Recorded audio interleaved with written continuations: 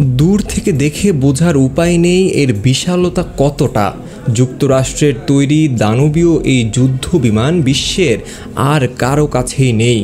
এর এক একটা বিমানের দাম পড়েছে প্রায় 2.1 বিলিয়ন মার্কিন ডলার, যা বাংলাদেশি মুদ্রায় 25,000 কোটি টাকারও বেশি। বন্ধুরাষ্ট্র ইসরায়েলের জন্য এই বিমান নামিয়ে দিতে একটুও বুক কাঁপেনি ট্রাম্পের। নাম প্রকাশ না করে এক মার্কিন কর্মকর্তা জানান, রোববারের ভোরে ইরানের পারমাণবিক স্থাপনায় হামলাকারী B-2 বিমানগুলো মিসৌরিতে অবস্থিত ঘাঁটি থেকে প্রায় 37 ঘন্টা একটানা উড়ে যায়। এই দীর্ঘ যাত্রাপথে বিমানগুলো মাঝ আকাশেই কয়েকবার জ্বালানি ভরে নেয়।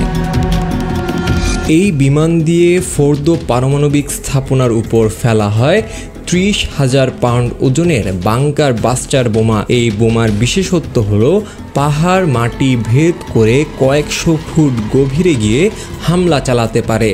নিউ ইয়র্ক টাইমসকে এক মার্কিন কর্মকর্তা জানিয়েছে, এই হামলায় 6টি B-2 বোমারু বিমান অংশ নেয়। বিমানগুলো থেকে মাটির গভীরে অবস্থিত ফোর্দো পারমাণবিক স্থাপনার উপর 1 ডজন বাংকার বাস্টার বোমা ফেলা হয়েছে।